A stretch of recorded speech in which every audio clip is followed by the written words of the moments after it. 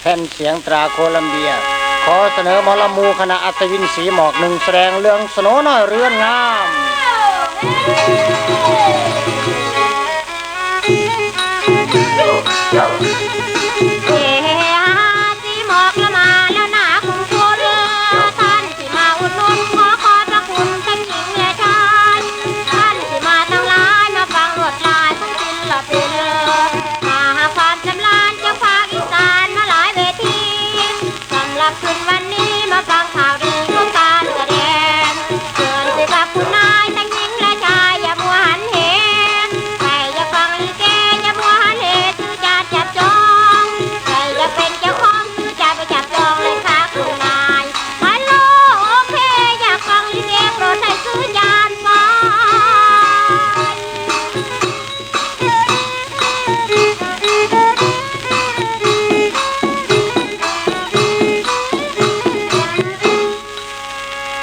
แต่หัดสะวิไสเจ้าสงสัยนั่งตั้งแต่เกิดมีเลื่อนงามน้อยๆเกิดมาพร้อมพำกันเทิงนั่นลำประมาณว่า14 ปีไป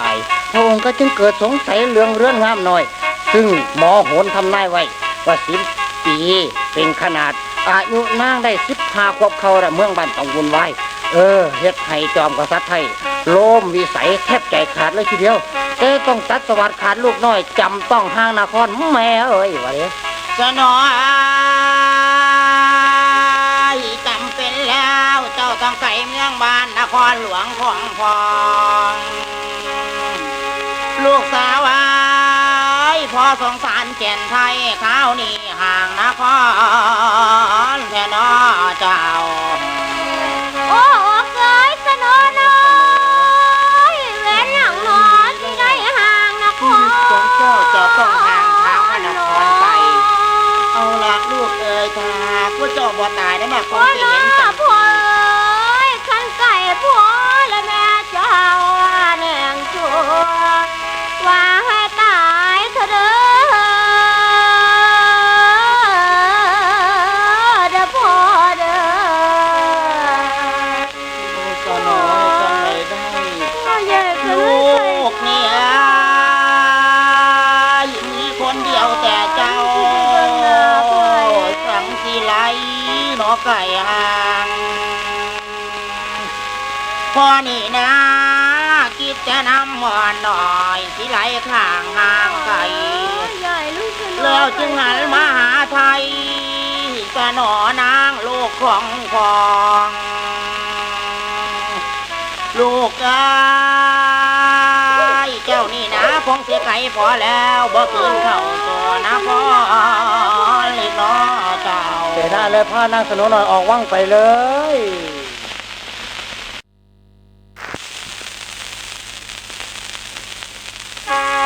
ยังมีนางทุกกะตะให้เข็นใจทุกขมอดหูพังให้ดำปื้อยิ่งก็ปลอมน้ำมันนั่นซื้อว่านากุลาหิวตีโอ้ยขอโทษตาตีส่วนว่าเขาและน้ำขอได้จังได้กินมือหนึ่งไปหาได้จกปู่อยู่กลางทงบังเอิญงูเฮาให้อาศัยสุ่มอยู่ในหูกุลาบ่หูจกเบิ้งในหูพอดีงูเลยกัดเท้าตายในปางนั้นเลยทีเดียว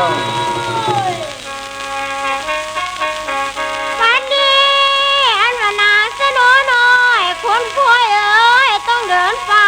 ละเด้อนับแต่ไก่พ่อแม่เจ้าทางเมืองบ้านห่างนคร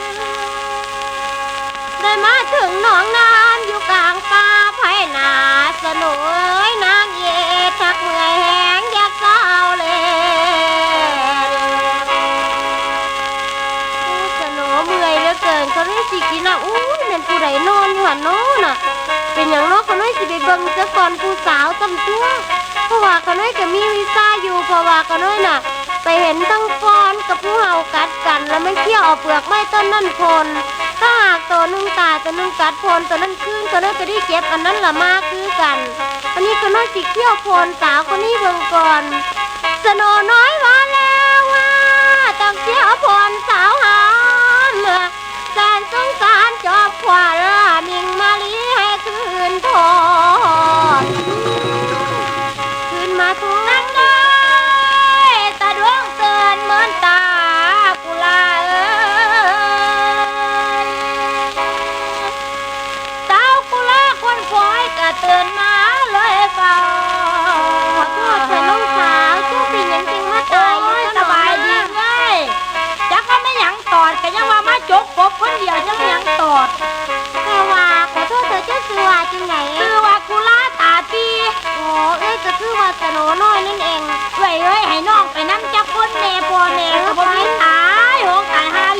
บดให้น้ ตา อง ม ไป จะ นำ มา เด้อ ตามพากันเดินทางไปในป่า ไป แต่ ไปชีวิตเป็น มาเดินล่ะกุลาเอ้ยฟ้าอย่างไงจะตามแกนไทยสนุน้อยอย่างไว้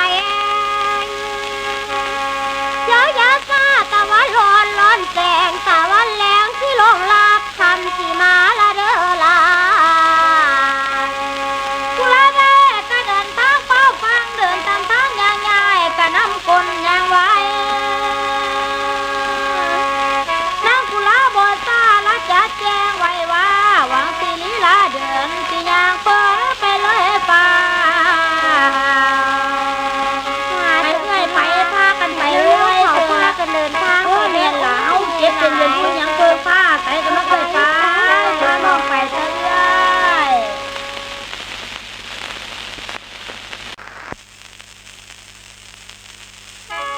ในนครกว้างนามว่ากาลสึกมีราชโอรสชื่อว่าวิจิตรจินดาเจ้า ถ้าเอาได้เสนาออกเที่ยวป่ามือนั่นเลยทีเดียว ข้าวก็เลยส่วนใดเสนาพร้อมพันเจ้าจะรออยู่ซาดวันนี้เป็นยานานจัดแจงพร้อมแล้วเห็นแห่ทันทีเฮามาเดินทางลัดแม่นสู่สวนยามัวสา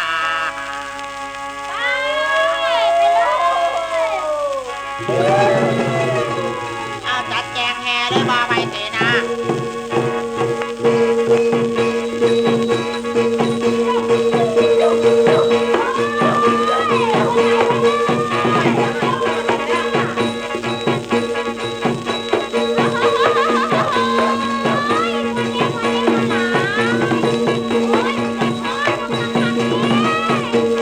พ่อเสียงแล้วเช้าพักกันดีเลย นี่ก็มาถึงแล้วพระลานหินเลยเสาจอดหมอกเอ้ยเสาจอดเป็นข้าวเท้านี่เป็นตัวเขาเมื่อนี้หยุดพักยังเสาเมื่อยพ่อข้าวแล้วจังพากันกลับตัวนครวังกวาง พ่อท้าววิจิตรจินดามาพักอยู่ในห่มโพไส้กวางพ่อดีเท่ากุมม่านห้องว่าปวดเพราะว่าพิษหนักน้ำมาค่ายไว้ดอกแต่ถึงคุณละมั้ง หมอกเอ้ยเป็นอย่างน้อสังมาเจ็บปวดแล้วสะเทือนทั่วในสายแท้นอ เฮ้ยอันนั้นไปเอาอันนี้กับอันนั้นมาเร็ว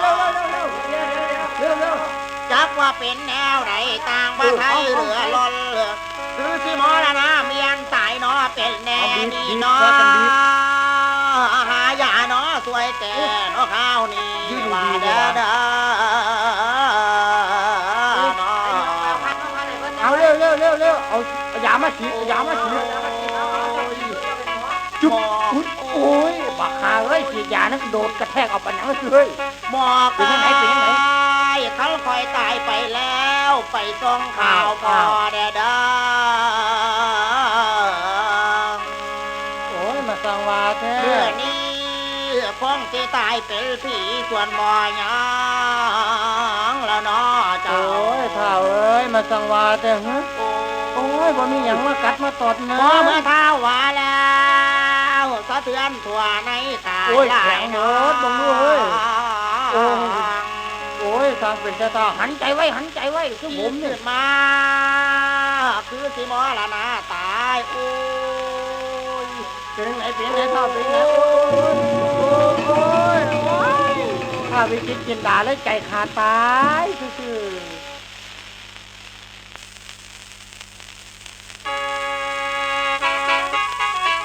ส่วนว่านางสนอน้อยพากุลาตาตีพบเสนาเปล่าห้องสองกับเขาสู่หวังจะได้เป็นเอกอัครมเหสี เพราะว่ามียาดีสิเอาใส่บ่าข้านผ้า สนอน้อยพากันคอยเดินมาสาวกุลาคนคอยมากันเนื้อน้อย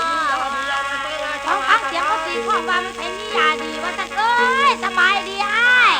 สบายดีอ้าวอันนี้ว่าจะใช้กันนี่หึเอาถอยไปอีไงนั่นโอ้มันสิกัดกูเรื่องน่ะ เป็นอย่างนั้น ยังมันหนาไล่ปันว่าอีหนาปวกเจาะเมื่อย เป็นคนยิงกันเองเจ้าตีข้องล่องเปล่ามานี่น่ะ คือว่าจะมีธุระอย่างใด เจ้าพาพระมหากษัตริย์เพิ่นตายบ่มีงูกัดบ่มีหมากัดบ่มีหยังเฮ็ดแต่ว่าเพิ่นไปเที่ยวสวนกับเสนาหมอทายว่ามีพญานาคมาค่ายพิษไว้พระองค์เลยตายวัง7 มื้อแล้วเนี่ย ดีกุลา จะนำมาพากันไปก็เสนาเธอเพราะว่า ไปเถอะไป ใครรักษาหายเพิ่น ไป สิ รั ให้ บร เป็ อน งเอง เจ้าฟ้ามหากษัตริย์เป็นเมียเพิ่น ไปรับรองยาดีคอยมีอยู่ขนาดนึง ถ้าผู้ใดรักษาบ่หายเรากูฟาดเอง ไปดี